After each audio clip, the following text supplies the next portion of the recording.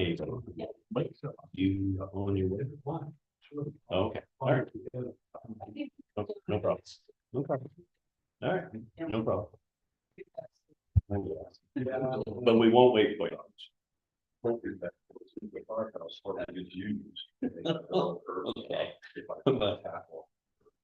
Rather than try to track race. I know, we won't wait for you.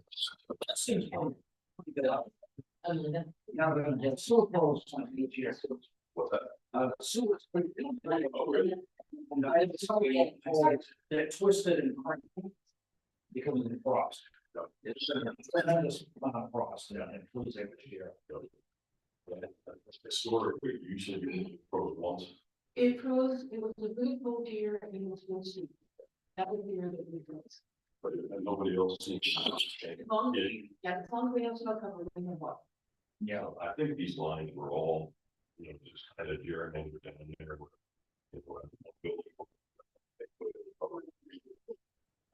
The shelf had a reason thing that probably go there. There it is with, next door. I'm not sure how that.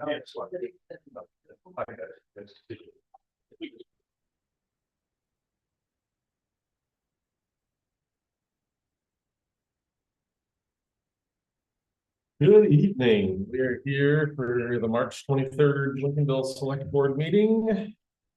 Usual, we start off with a quote of the evening. Kern, would you read? I'd be glad to. A river cuts through rock, not because of its power, but because of its persistence. Jim Watkins. You. As usual, we'll start off with the citizens forum. If there's anybody that would like to step up, please.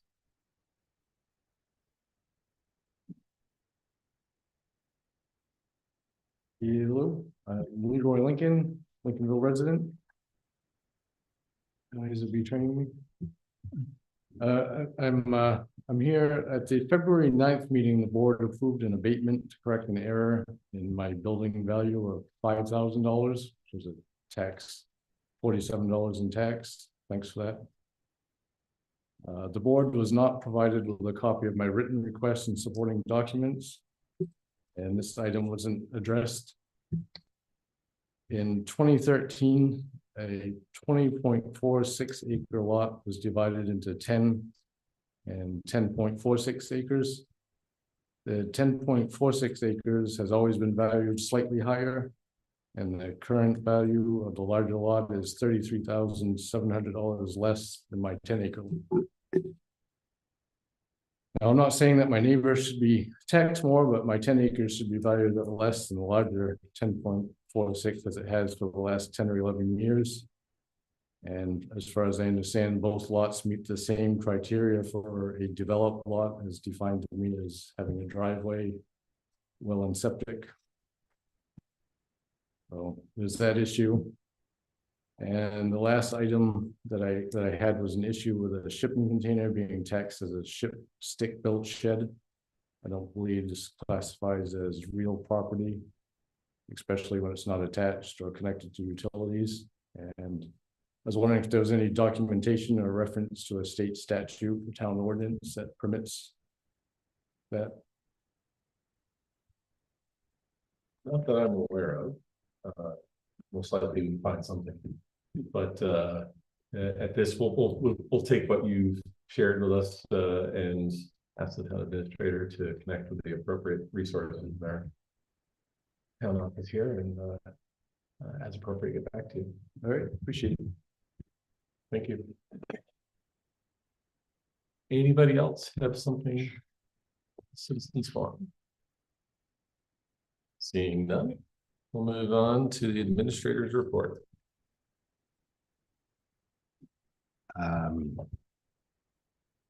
Most important thing I have to announce is that the nomination papers are still available if you wish to run for select board, school committee, budget committee. Come to the town office during normal business hours, grab your nomination papers. Needs at least 25 signatures and no more than 100 by 4:30 on April 10th. Return back here. Outside of that, we wish we could make up our mind whether we were in spring or winter. Because we have a number of things lined up. We're doing some brush clearing alongside roadside at the moment. And we have some other things lined up, but kind of in a holding pattern a little bit. Otherwise, not everything's on the agenda or on a future agenda, with the exception of if anybody's here for agenda item number 8, that is Mr. Horry contacted me on Friday and asked to postpone again, so he will not be here this evening. Okay. One question I had, do we have any update on the one audit that we're understanding is close to done? The school portion is complete, which feeds the town portion, which apparently isn't complete because we keep getting calls saying, what about this? What about that? Okay. So That's 2023. three. Yep. Okay, thank you. There is a likelihood that the select board and the school committee will be asked to convene together to go over those. Okay. But- Great. Thank you. More to come. Any other questions for David? Seeing none, move on to meetings and announcements. All meetings are here at the town office unless announced otherwise. The planning board is holding a public hearing regarding the proposed land use ordinance amendments on Wednesday, March 25th, 6 p.m. Lakes and Ponds Committee is scheduled to meet Thursday, March 31st. It should be Tuesday, March 31st, sorry. Tuesday, March 31st, 7 p.m. Lincolnville Central School Committee meets Monday, April 6th, 6 p.m. at the Lincolnville Central School. Planning Board meets in regular session on Wednesday, April 8th, 6 p.m. Conservation Commission is scheduled to meet Thursday, April 9th, 4 p.m. Recreation Commission is scheduled to meet Monday, April 13th at 6 p.m. And the Select Board meets next in regular session on Monday, April 13th, 6 p.m. Thank you. And are there any upcoming community events? None by me. Seeing none. Move forward to the meeting minutes for the March 9th meeting. I'd look for a motion. I move the board approve the March 9th, 2026 meeting minutes as presented. Second. Moving second, any discussion? Seeing none, all in favor?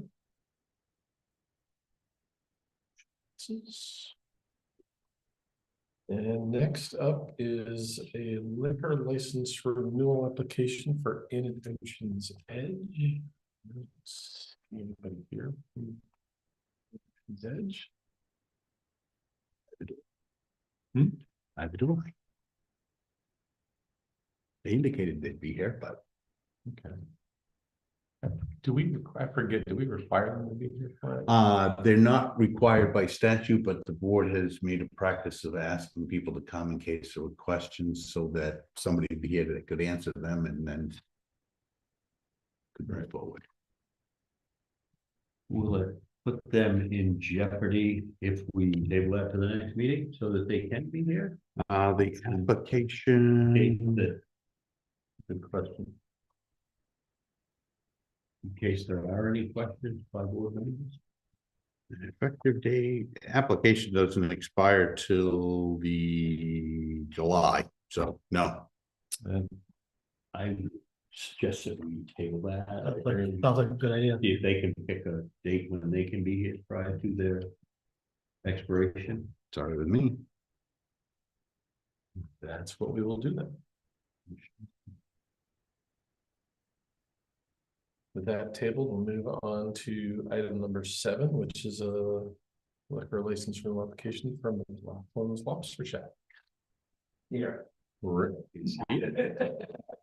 Anybody have any questions for Rick regarding his renewal? I do not. I do not either. Sure. They do not. If there are no questions, I would look for a motion. I move that the board approve the liquor license requested by Beachfront Incorporated doing business as McLaughlin's Lobster Shack, and that the town administrator be authorized to indicate such on the Bureau of Alcohol and Lottery Operations portal. Second. Moved and seconded, any discussion? Seeing none, all in favor? Excellent. Thanks, Brett. Thank you coming in. Appreciate it. very much. As we mentioned a few minutes ago, item number 8, the Maine DOT community-based initiatives item has been tabled as Michael Horry could not attend this evening. That's a question really quick on that from David. Did he give another date? We're looking for the next meeting, but we've looked for the next meeting for the last several Yeah, yeah, meetings, yeah. and after I put it on the agenda, contacts me and says can't go. Gotcha, okay, no, thank you, thanks. Okay. Next up, we have George Pinkham regarding request regarding the beach fire water treatment supply. Wanna come on up to the podium? Oh, sure.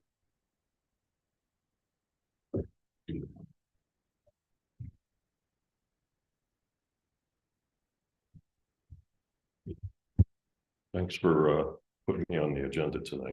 Absolutely. So I'm pretty sure everybody's familiar with how the water works down at the beach, running from the pump house to the curb stops behind the firehouse.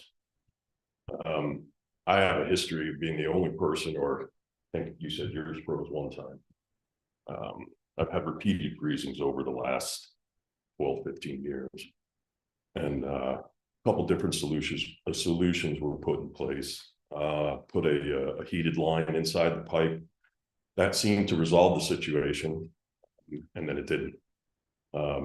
So this year, back in December, I had Dan Ford put in a new line from the curb stop into my building coming up through the slab. And then I put a new interior line, which is, previously was in a wall. Now it's in a heated space. So I thought I had the problem resolved until about the middle of January, when I got a phone call from Tom that the line was frozen again.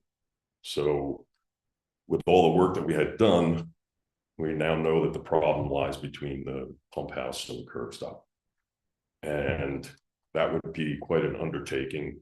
There are no accurate maps as to how the lines are run.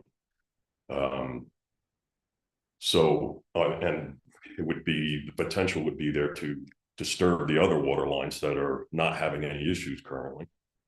So I was thinking about it, talking to Dan about it, and he suggested that I come down and talk to you guys to see if you would allow if the town would allow me to join on the curb stop that belongs to the firehouse. There's a pretty low usage rate in the firehouse. I believe it's just a sink and a toilet. So that's what I was coming in front of you guys tonight to ask if that's something that you would consider to create a solution to this longstanding problem. What has been looked at so far, David?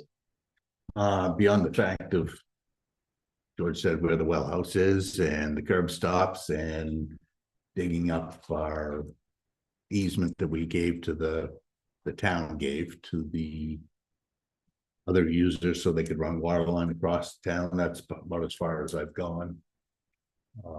Just because I didn't want to invest time when you might all say no, or might.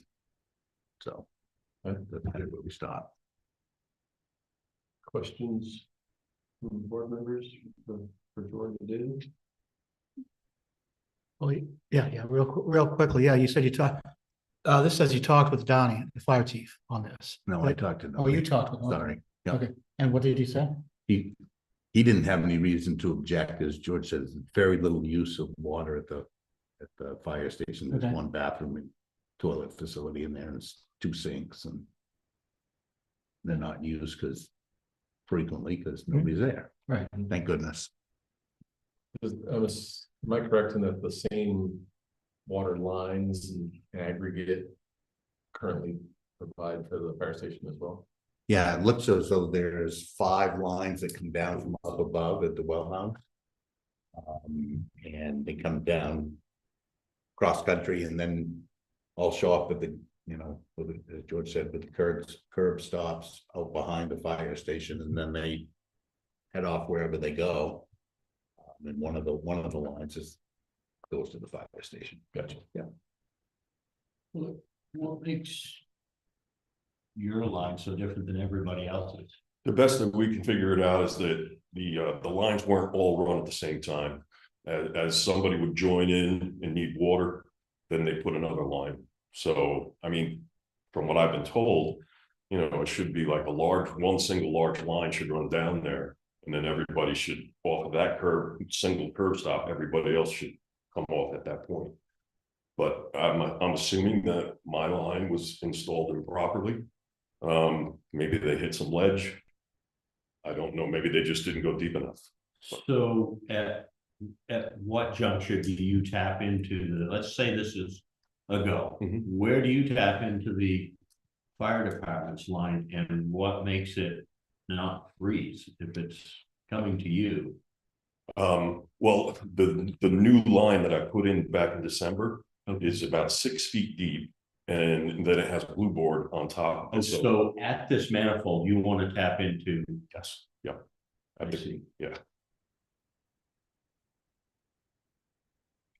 Sharing water supply is not fun. Believe me, the last 2 years, I finally am not supplying the apartment, the 8-unit apartment building beside me over here. And it's a pain, but this is totally different. This is everybody is sharing for 5, 6. I believe there's Is there more than that? Is there? It's more than that. Is it really? And one pump. Yeah, there's one well up top, and then it goes out to how many like 5. Yeah. There's 5 different things, you know, where the line goes out, 5 different lines go out from the pump house. Well, four now, because one shut off Yeah. and disconnected. Yes. Okay. So it seems to me that I don't personally have a problem with this at all. I think we'd have to do some more research, just to confirm easement rights, etc., and determine what the process would be to approve it. Yeah, part of the concern, George, is this something that the select board is empowered to make that decision, or does it have to go to town meeting for the voters to say it's okay? Yep. And that may be a question that we have to pay a couple of bucks an hour to figure out. What, if this is a no, what happens? My only option at that point is to start digging up from the pump house down to the curb stop. With the Try- option of disturbing on the line? Exactly. Yeah, okay. How do Well, there are also 3 other lines that you could talk to your neighbors to see if they wanted to share. Linda's been kind enough to make that offer Yeah. to me, but I just figured with her water demand is much larger than the water demand at the firehouse. Yeah. So, Understood. Yeah. Now, I remember, if my memory serves me, we had a house in the center that was on the well to Lincolnville to the center of fire department for a while. Do you remember that? Not That during, was- not during my time. Yeah, okay, the place across the street, which is now the boat place. The little house next to it was hooked into that water supply, and I believe if you look back. We ended up drilling her well because something happened with supply. There's a lot of ridiculous stuff with sharing water supplies, especially with the municipality, or at least it seemed like it was with that. But this is a unique situation. This Because is really, I don't think if anybody were to set up a water system today, they would do it the same way No. that it was done. no, this is like, wow. Okay, Is there anybody else, guys, a bunch of people are here to talk about this specific issue? I think we have consensus on the fact that we continue the research. To find out the details on that. be an issue with it as long as legal counsel. Others determine that's appropriate.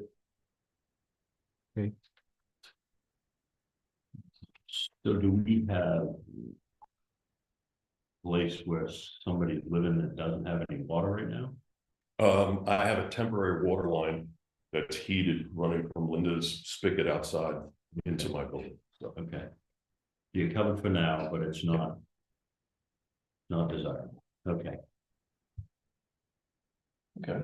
And it's mentioned, Come on. I own the Maine Addison's building. And so we do vacation rentals.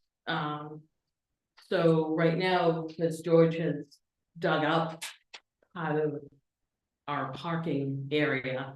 So that's an issue, because we don't want to fix it if we're gonna dig it again.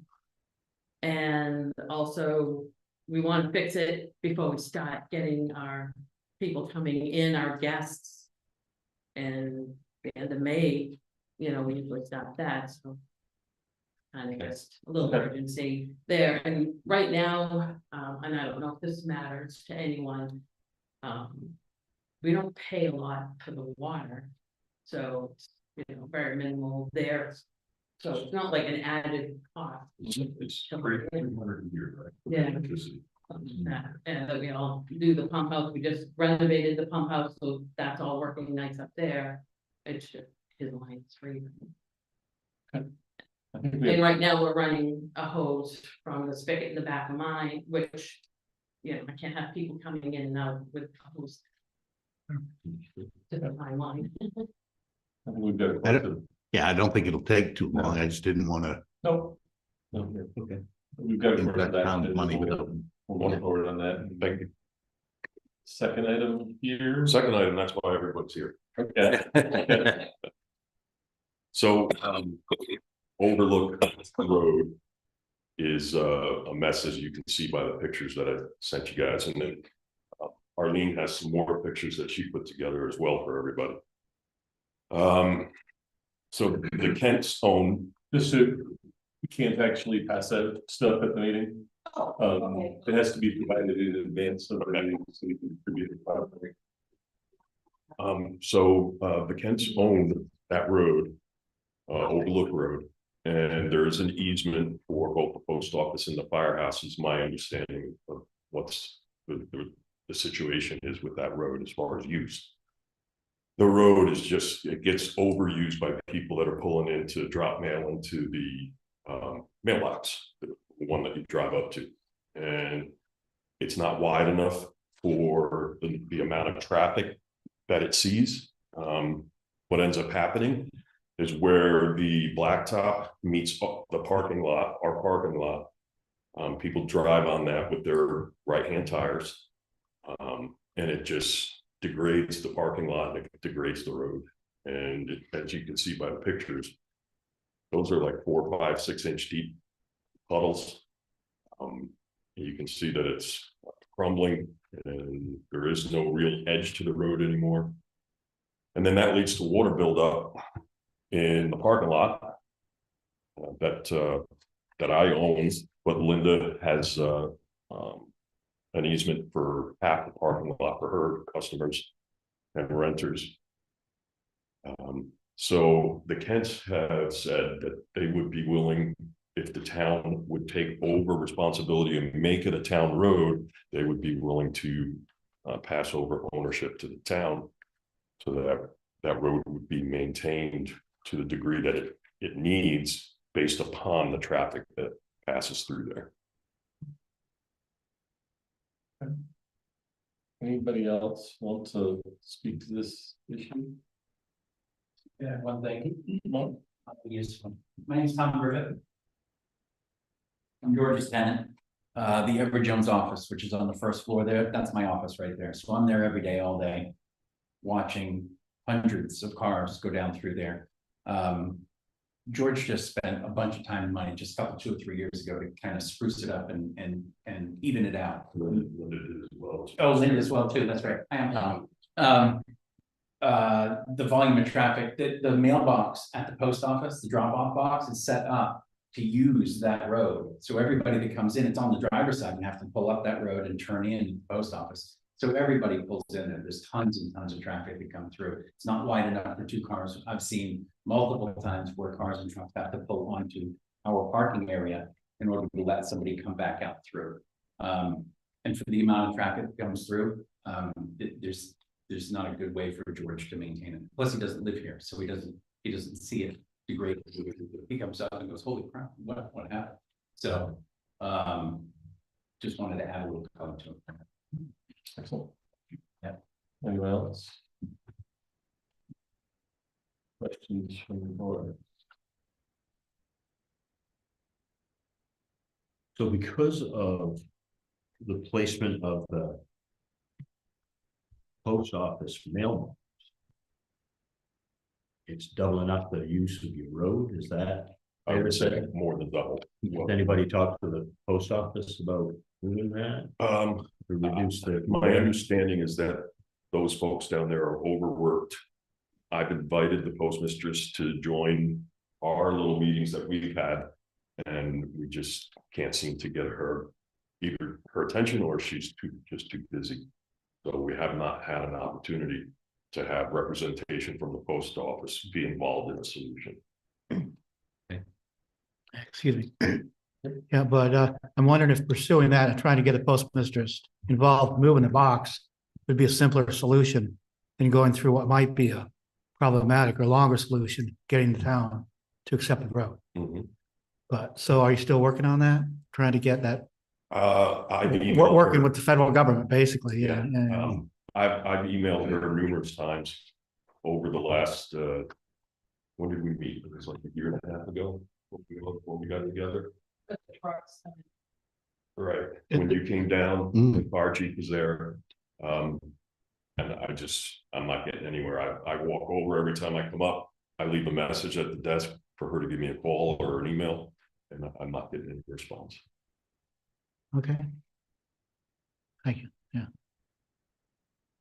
So I think there's probably 2 courses of action here. One is probably should consider digging in deeper with the post office to see what the options are. Any other option that would come forward to the board would have to be a formal offer of some sort from the owners documenting all the ownership easements, etc. that would need to come to the town, and at that point, the select board would look at that and push. That would have to go off to a town meeting for any sort of approval after legal review and anything else like that. Understood. You So you need to. ask you. Over that. Yeah, we're not gonna do anything with that stack of easements. That's gonna have to be brought to us as part of formal offer, Sure. Yep. etc. That way. Anything further?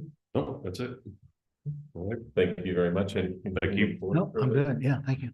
Thanks for your time, guys. Thank you. No, yeah, thanks. Okay.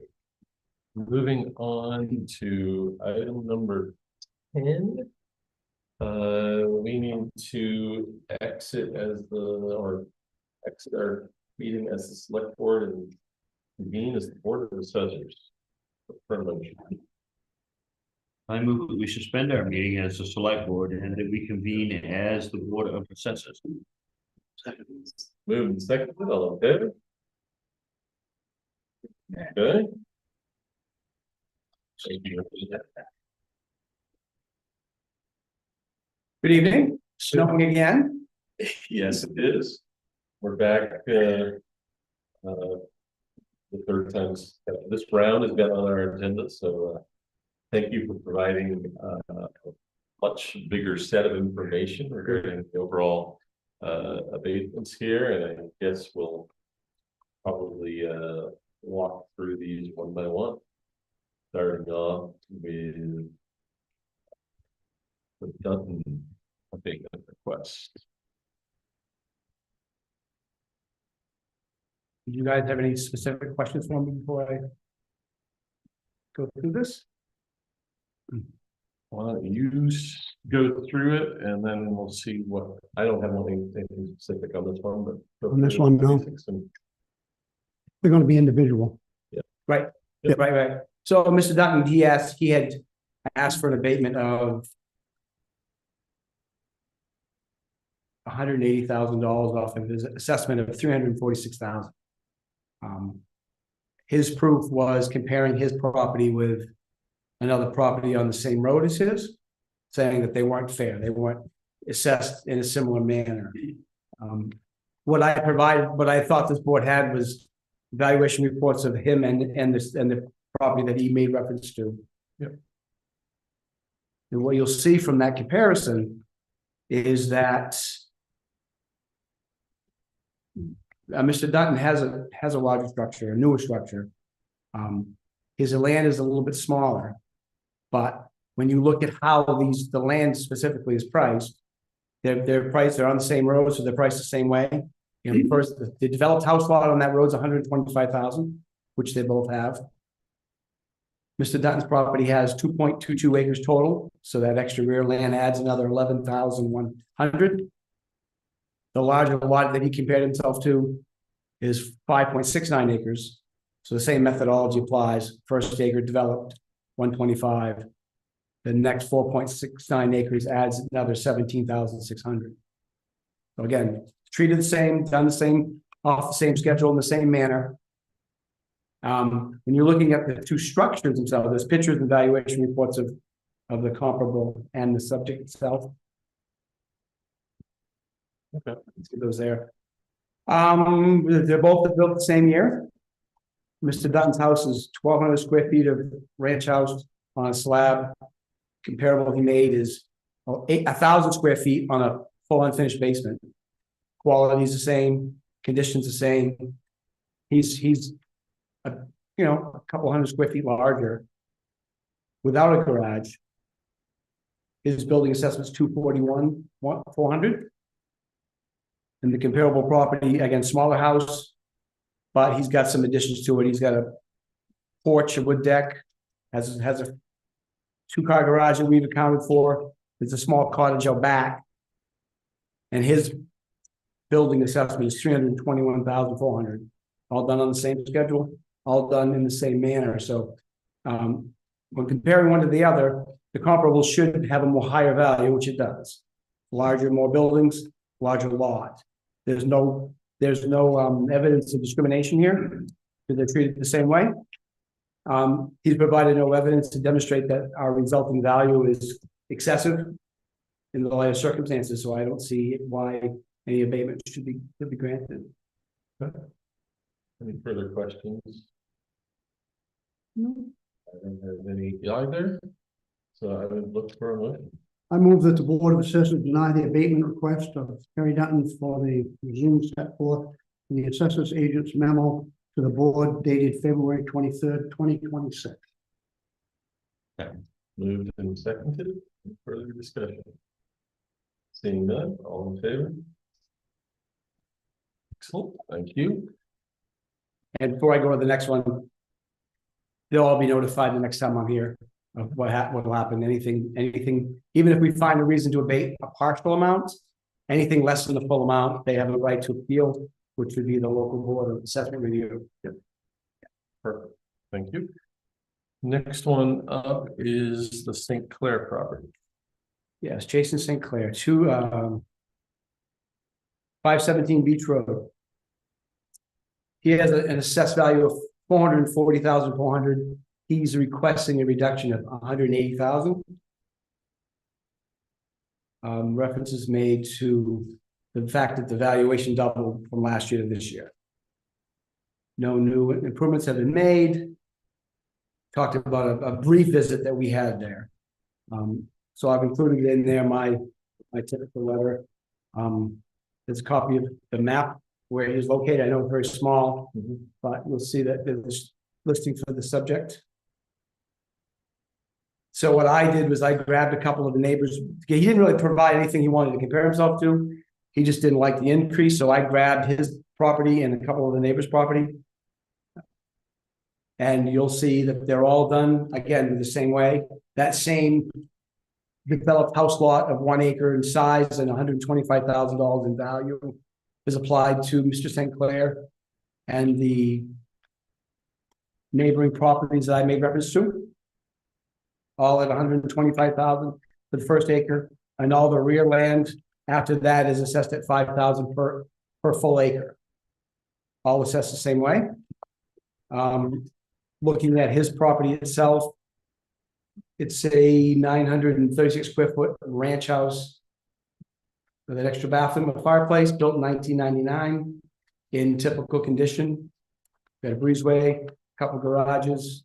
His gross square feet living area is 1,404 with a total building assessment of 335,500. Average construction, average condition. And no sale price on that.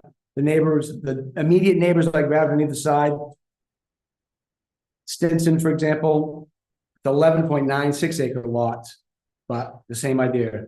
1 acre base, developed 125,000, and then the rear land follows the schedule that it all would. But this is, as far as comparing buildings, this is just a single wide mobile home. Really not a comparable for that. But the idea is they're all priced on the same schedule based on the sale analysis that we did for the reval. And the third comparable I gave to you on the other side would be Connery, that'd be 527 Beach Street. Same methodology with the land. First acre, 125,000. The remaining of the lot, 1.7 acres at 5,000 per acre. And this is a double wide on a slab with a garage. So building, land value, land location, absolutely similar. Building far inferior, so really not much of a proof in there anywhere that there's discrimination there. And I have one other, probably the most comparable building to that would be 511 Beach Road, owned by Near. Acre lot. Similar sized house, it's a cape, 972, so it's 972 square feet. A finished area on the first floor with a finished attic. So that would be 1,300 square feet living area with a wood deck and a garage. Average construction, a little bit older, built in 1975. They have an assessment of 354,500 compared to his 465,000. Nothing jumped out at me in any of this review to show that there was any overvaluation or discrimination. I recommend that we deny it. Questions? I don't agree. It just seems high. It's just too much. Compared, here's a stick-built house next door to it, finished attic, everything. It's less money. I don't understand that.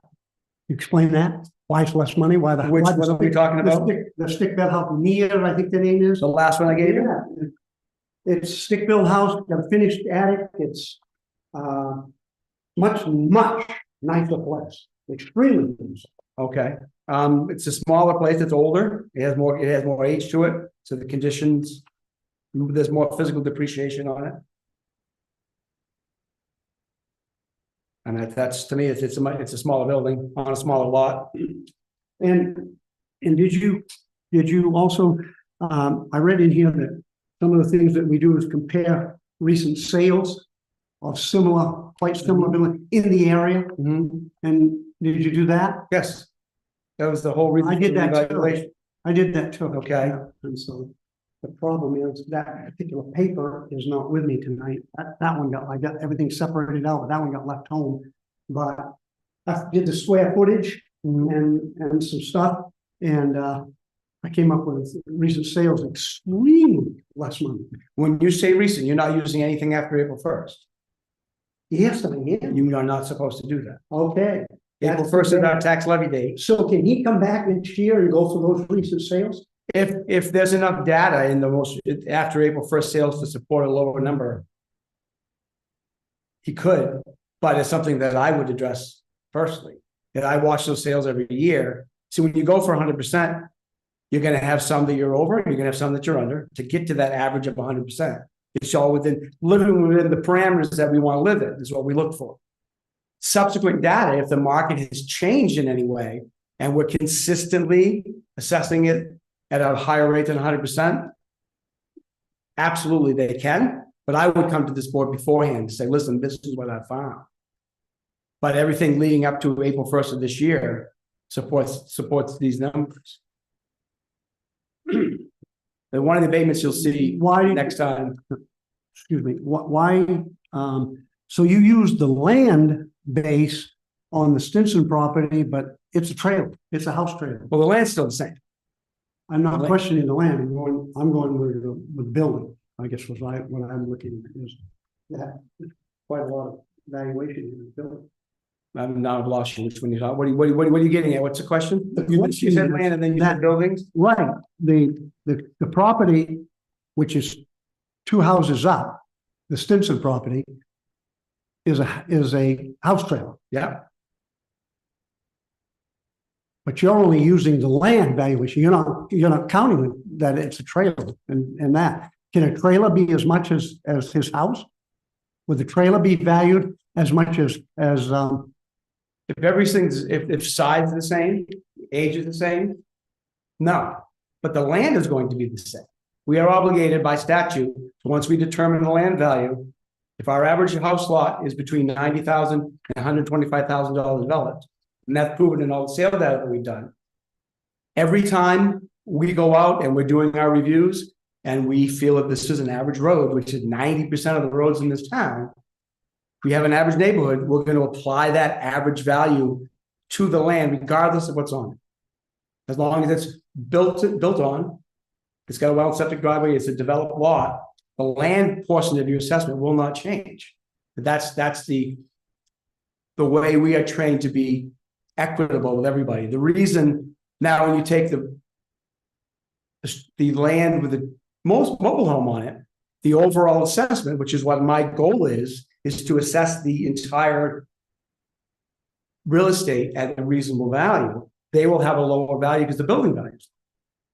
But if that building didn't exist, was taken off, and another building was put there, that value of the land's not going to change. It won't be a direct relationship to what's on it for structure.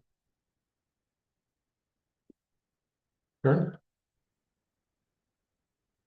I'm at a loss on this one. I feel it's high. I do too. This is the only one I struggled on as I went through the package. I just feel it's high. And it's just weird because it's an average house on an average road of an average size. The only thing he has 2 garages there, don't forget. He's got 2 full garages there. 1,400 square foot living area with a fireplace, fairly new, average condition, average quality. And then he's got a large and an average 2-car garage, 2 of them. You know, those garages together had 30, 40, almost $50,000 for those 2 garages. So again, the idea is I see nothing, I don't see anything.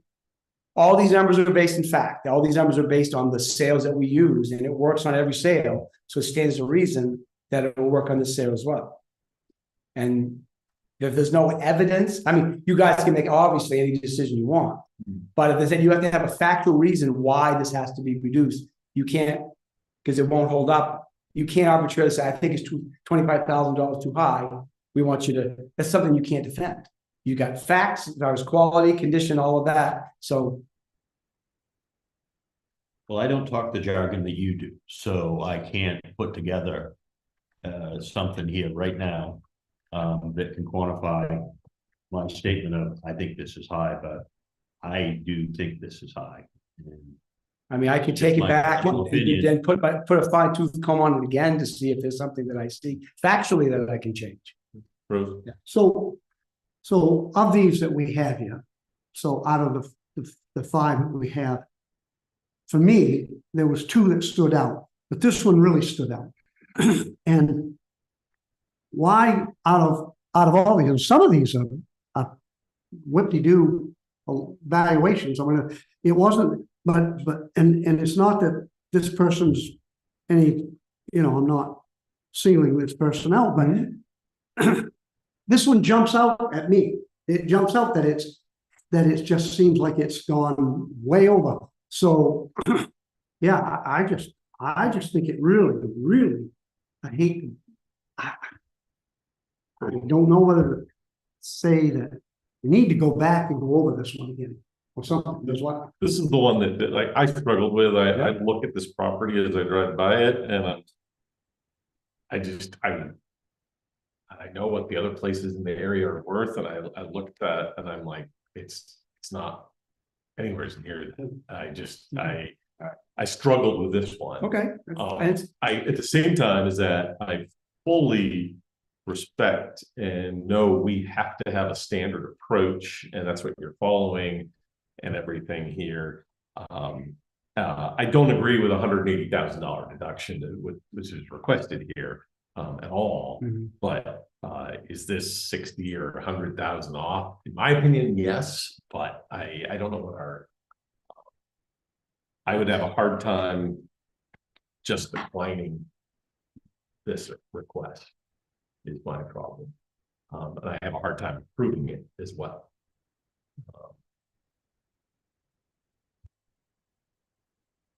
Yeah, I wasn't looking for 180,000. I'm just saying that needs to be an adjustment on it. That's my opinion. And I just, and unfortunately, like you said, and I respect that, and it's the law, you can't use, but unfortunately, I did use some recent sales, but they were after April 1st. So. I know you provided us a good amount of information, but you just mentioned taking another look at it from a full-on approach. Is it valid, David, for us to table this one and ask him to do that? Yeah, I mean, I think we've already requested or communicated with Mr. Sinclair about an agreeable extension because we're well beyond the 60 days that you were supposed to hear it. So if you're not ready to make a decision and you think you'd like Rob and his team to go do something else, then tell them what you want them to do or look at. And if you could definitely, I mean, personally, the rest of you agree. I think that's what I'm hearing. We need Rob's team to deep dive into this one, come back to us. It just feels, you got three of us here right now, and it's not five of us, but three of us that all agree that something's wrong. All right, sure. I'll be back in a couple of weeks or so with the last round of what we had up until the dead. Okay. I can have you an answer then. No Okay. problem. Excellent. Yeah. So we will table that one for another time, and we'll move on to the Haas. Before you start on this one, I just would note that there actually isn't a request here. No, I know. Yeah, so we'll process as we need to, but the owners did not actually make a request in there on form. No, they did not in a normal sense. Yeah. The idea is form happened, so we have to acknowledge it. Exactly. So with all of it, we won't go through this list one. This is the same information I gave to the board the last time we talked about a condo, how condos work, why we do what we do. Regardless of the outcome, even without that statement from the board, my response to them is going to be more of an informational sort of thing, not just you've been denied. This is the condo, this is why we do it, this is why we have the right to do it. So, I mean, I guess it's something we still need to vote on, in my opinion, but we know what the answer is, but they'll get a different sort of formed letters, basically what I sent to you people. And if they wish to contest it afterward, they can do it, they can appeal, really. Okay. This one. Well, they did say that they would like to receive a detailed explanation on how the land value, that they wanted detail. I won't go and read the whole thing, but they did, and maybe they did receive that. I don't know.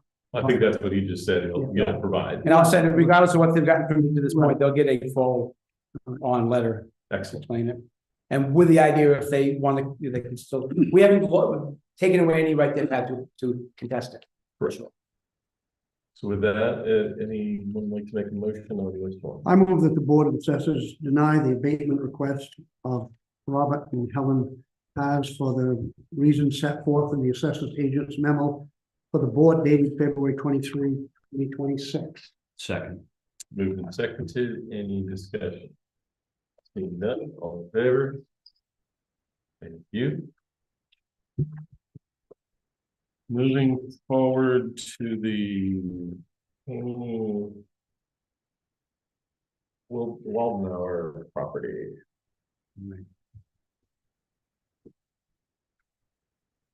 This one here, 65 McKay Road. They're requesting a $200,000 abatement off the land and $67,000 off the building from 872 down to 610. The reason for their request was this contrary opinion of value that they provided to us. I use that term loosely.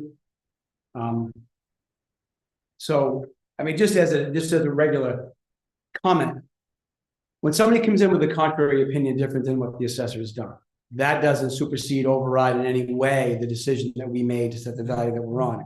It's a different of opinion. It's a different reason. It can have a very different outcome. Generally speaking, that's how we look at that. To have an appraisal done to disprove that the assessment was manifesting wrong in any way, they would take the same parameters that we would take the entire sale data force that we had to study from, and make it prove that we drew the wrong conclusion from those sales. Anything short of that does not meet their burden of proof. An opinion is an opinion. It doesn't just, excuse me. That's a general way we look at appraisals. Okay, the idea is, we view them for accuracy. If there's anything we didn't have right, size, information, listings, things like that, we change the facts. But the overall idea that their opinion is different than ours doesn't mean that either one is wrong. That being said, that's generally how we look at it. This information here provided is no more than a windshield appraisal. Nobody went to this property. We've all had a regular full appraisal done. We get 6 or 8 comps, and they have all the deductions up, all the deductions made to equal out the fact that the comparable is bigger than the subject and things of that matter. None of that was done here. None of it was done here. And how do you know that? I mean, because they didn't provide anything. They didn't. I sent a 706 request to them because all I got at first was just this first page.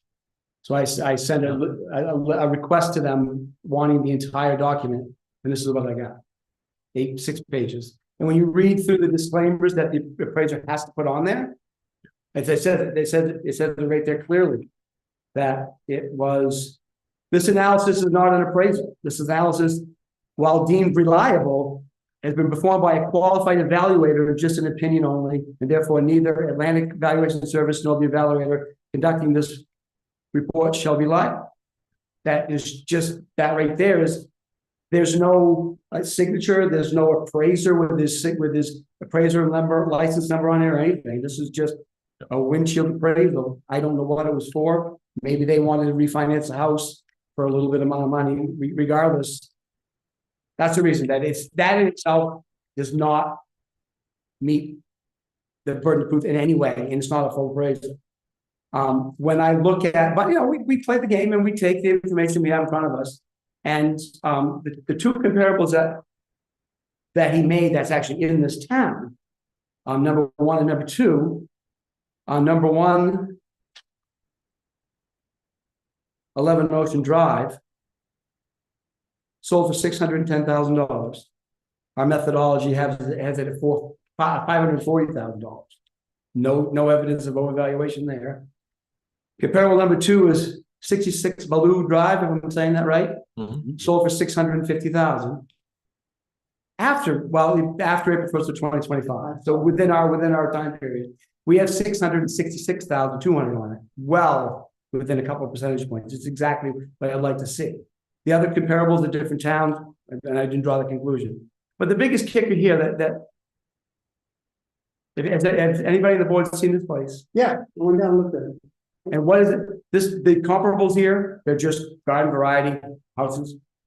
He talks about a spot of his lot that's unbuildable because it's got a swamp in it. Well, the way this house is positioned, you drive down McKay Road, you loop up around to his house sits there, it goes beach, McKay Road, swamp, house. He's got a fantastic view of the bay that's protected from the swamp. Nothing's gonna be built, he owns it anyway, so he can protect his own view by keeping limbs back and what have you, but you're not gonna have any growth in front of your house because it's a swamp.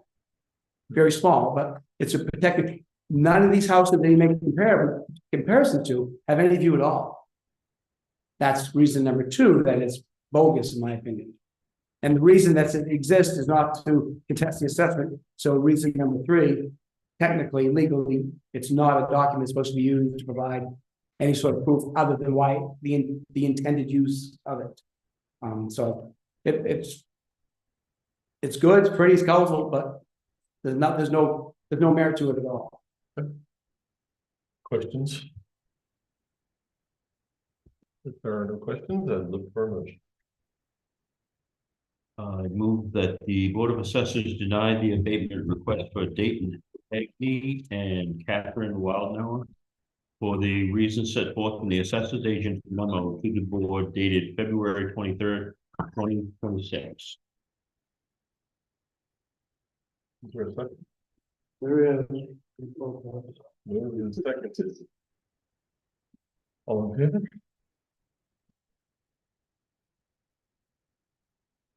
And lastly, we have Simone, Simone, there we go. Thank you. I think I did. Crap. 80 Thurlow Road.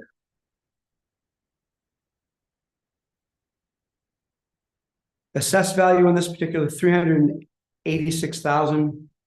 Reduction requested 136,000. As proof, he provided. It was a nice. If you guys saw the spreadsheet that he provided in there. He speaks of the increase over one year to the other.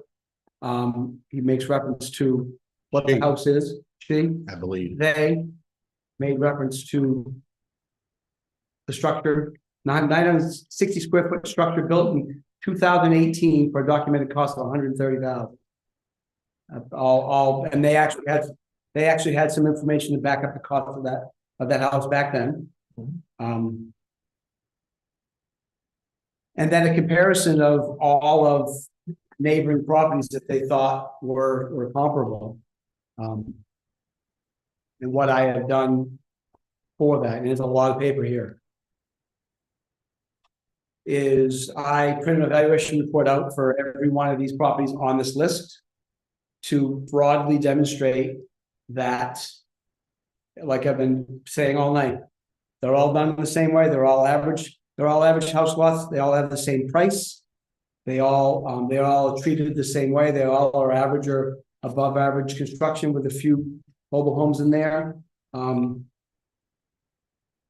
So proof of equity, overvaluation proof. They didn't really demonstrate anything at all. They had a couple asking prices of some properties that they cherry picked.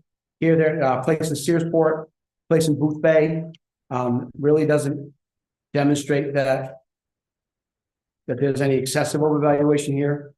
In some of these comps, there may have been one or two that were enrolled in a current use program, which you can't compare one that's in the program to one that's out. But again, our methodology would be the same. We're obligated to change the value based on their compliance with that program. How close was that to the Superfund site? Can't tell you off the top of my head. You are aware of that. I knew the Superfund site up there somewhere, yes. But we had sales on the Thurlow Road and in that general part of town that didn't show a reduced valuation for that area.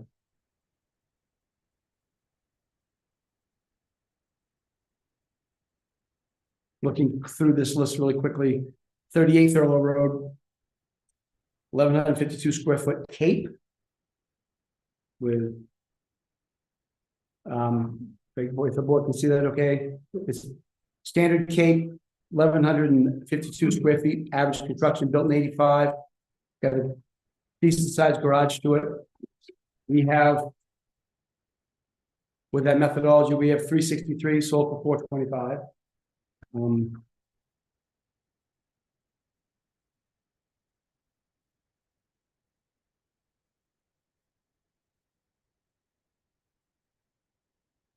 A lot of paperwork, and they did put a lot together and a lot of thought for this process, but it kind of supported showing that our methodology, again, done similar across all properties. And no real proof of the value we have on this total of 386,000 as being excessive in any way. I mean, our average selling price is 465 probably. So. If the board has any questions about anything particular in here of some of the comparables I put together for you. Yep. Short of that, I think that it's done in a similar manner. No excessive evaluation has been presented here. I'd recommend that it be denied. Questions? Seeing none. For a motion. I move that the Board of Assessors deny the abatement request of Jamie DeSimone for the reasons set forth in the assessor's agent memo to the board dated February 23rd, 2026. Hold on, yeah, thank you. So it's been a motion made, but if you want to, issue that.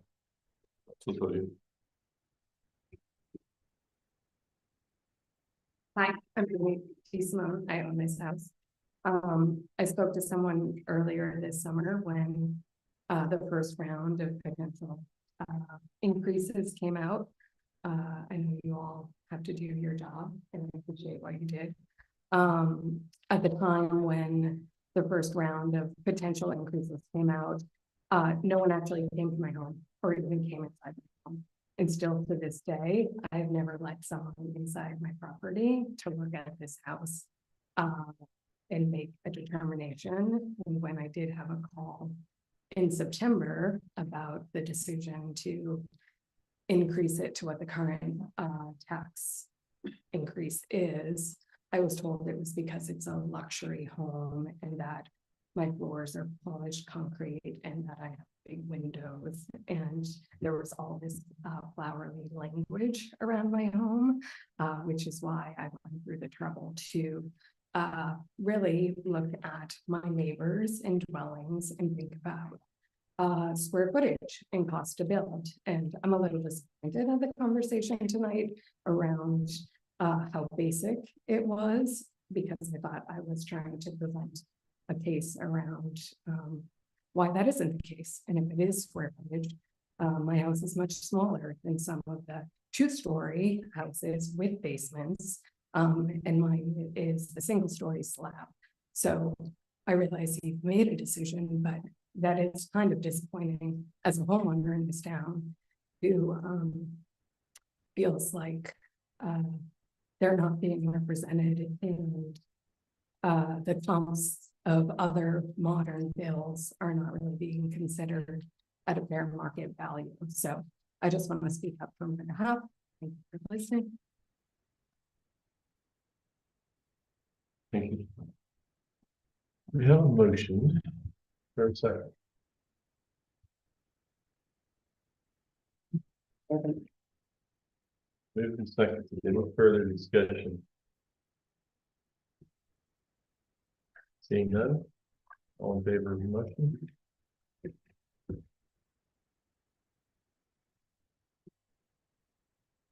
Any no votes? Or any? All opposed to the motion?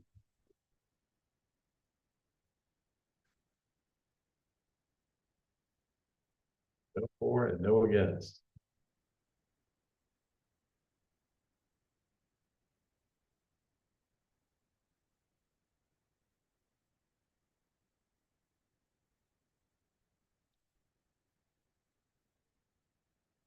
Steve, I don't know where to go with this one.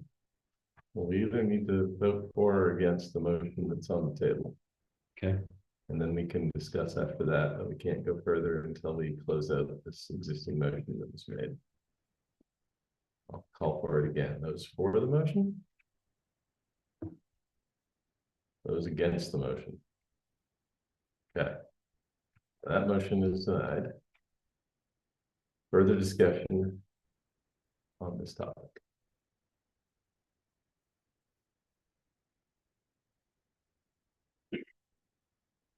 Do you think, Rose? With, I think that she, or they leased, his family at least, probably should at least meet with something at the home, if that's allowed. And relook this over again. If I may, that's what was gonna be my suggestion. You know, we never turned down the opportunity to get a full inspection. Absolutely. Can I ask you a question? Why in the world wasn't she contacted the first time? Which first time is that? Whenever she never was contacted. She's never had anybody come to her. We were there. And she is not the only person that this has happened to. And I just don't know why. We didn't contact every person that we didn't find at home. That wasn't part of the contract. The contract was you take out the existing record, that was a live database. We made one stop to verify the data. Is what kept the price down the way it was. We still get a good product out of it. And we do run into cases like this where people aren't home. But this is the first time that I've been asked directly to view the property. We don't contact we don't send a letter out to everybody who we didn't get inside. It wasn't part of the agreement. There's a lot of negative about that, in the sense if we did at somebody's house, we leave a hanger that we were there. It's just a big red beacon saying, nobody's at this house. That's been hanging on the door for 3 weeks. That can cause trouble. It wasn't part of the agreement that we had with the town regardless. But anytime anybody's asked, I think, absolutely would look at it. excuse me, I think I would like you to stop with that conversation because you have two other select board members right here who have told you you weren't in our driveway and none of us got a note on our door or any of that. No, So no. let's move on to something else. Sure. Okay, I am one of them. I never, not that I had mine adjusted, everything's fine. But no note on the door. I think you were stating you didn't. We didn't leave a note on the door. You We made did, one stop, but did not leave notes. did not leave, that was not part of the Right. agreement, that's what I'm saying. That was, Excuse me. I know multiple. And I know we've had this conversation before, and I know that the board isn't, there's a little bit of. I get that. Understood. We never, So- ever turned down the opportunity to go out and make a full inspection if the taxpayer asked for. So I what read I'm it. hearing here is we're gonna ask you to treat this the same way as we were treating the St. Clair property and ask you to pursue this one further Yeah, and we'll revisit. absolutely. Which will most likely involve you going to visit the property. Absolutely. Consensus for this group? Yes. Okay, Thank you. excellent. All right. I That's my think last one. that concludes that session. Thank you for coming in. Well, Thank you. With that said, we, That's the question. yes, So who,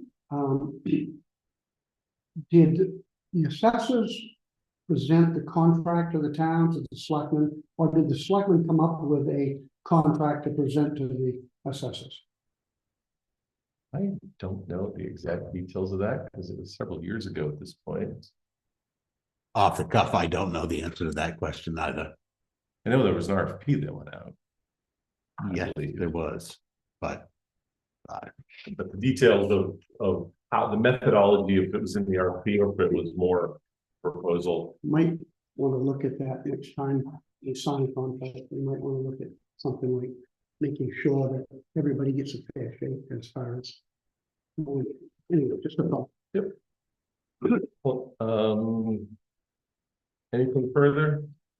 If not, we need a motion to move out of the Board of Assessors. I move that we adjourn our meeting as the Board of Assessors and that we reconvene as the Select Board. Seconded, Second, moved and seconded, all in favor? Okay, we're back. thank you, gentlemen. Thank you, Gary.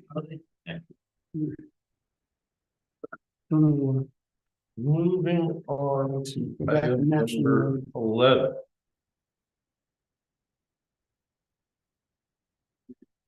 What can you share here, David? The harbor fees, right? Yes. Yes. When we switched to the online system here 2 years ago versus the old paper system. We inadvertently, administrative error, had left off one of the fees, which was the non-public float, or non-public floats. And so last year, the two places or two entities that have non-public floats got a pass. And this year, one of them happened to be out front when I happened to be there and said, "How come I'm not getting charged a fee for my float?" And well, I don't know the answer to that, but let us look. So we found out that we didn't pass that on to the board.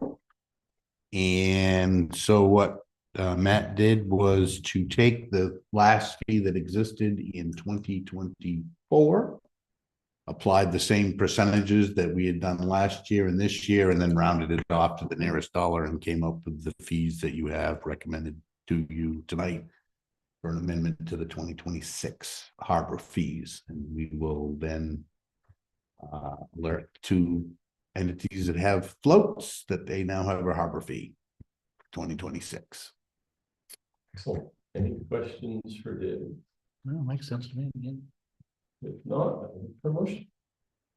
I moved at excuse me, 2026 scheduled harbor harbor usage fees be amended to include a resident float fee of $50 and non-resident float fee of $225. Second. Moved and seconded. Any further discussion? Seeing none, favor? You. Next item up, we need to talk about construction that's taking place down at the former McLaughlin Lobster Shack and providing them guidance as to what to provide for spacing in front of our new. So area. Maine Department of Transportation has a contract with the contractor to build the parking lot, which they hope to, I don't know if they started today or not, but they hope to start it this week. They've certainly moved down some equipment and set up some erosion control and whatnot. With the exception of the automatic gate and the lights, they believe that all the work there will be complete by June 6th or 5th or 6th, something like that.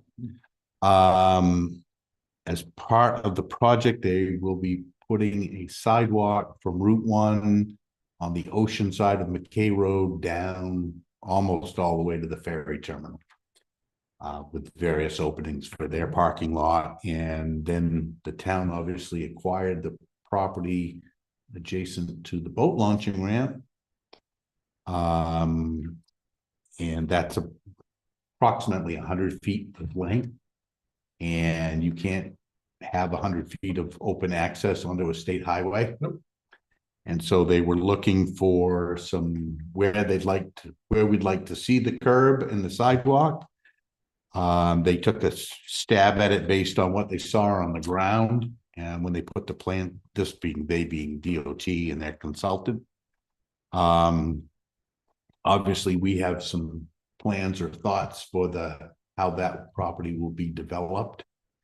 And you engage the folks from Gartley and Dorsey here, I don't know, a couple of months ago to work with us. They came up with 3 different options that would accommodate parking and both for vehicles and for vehicles with trailers that would obviously utilize the boat launching ramp. And then what I'm going to say is required green space for the stabilization project that'll go with that property. So these 3 options went to the Harbor Committee last week, and the Harbor Committee is recommending option 3, which has 2 vehicles with trailers spaces. that are kind of at an angle to ease in and out of the launching ramp, and 8 regular vehicle parking spaces. Versus one of the other options had 3 vehicles with trailers and 4 regular parking spaces, and then there were just an option with 10 vehicle spaces. And the reason this is obviously before it's more finalized is if we inform DOT of what our desires are, then they will put in the curb and the sidewalk in front of our project. And we won't have to, and we'll avoid the expense of taking out what they put in and then putting something different in. So that's kind of where we are. Great. Any questions? Yeah, real quickly, just on clarification, David, the newsletter says that I think. It shows option 3 shows 3 trailer spots, you mentioned 2. The diagram shows 2, the text in our. Oh, that's, the text here says option 3 has 3 trailer spots and 8 parking. Well, there's another one of those administrative errors on my behalf. Okay, so anyway, if we were to choose either one of these options with, on Mike, as it were, would we be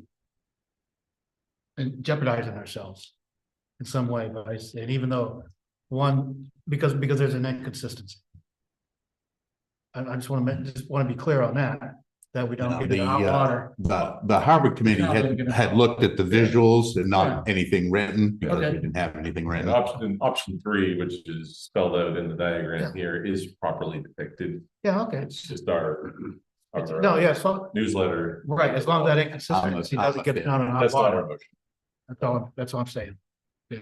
Okay. There's no other questions.